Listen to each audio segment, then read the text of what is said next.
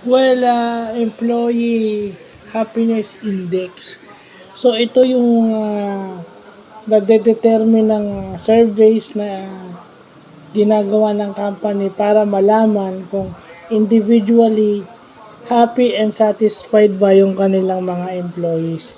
So, doon nila nalalaman kung masaya ba o hindi yung kanilang empleyado sa kanilang ginagawa.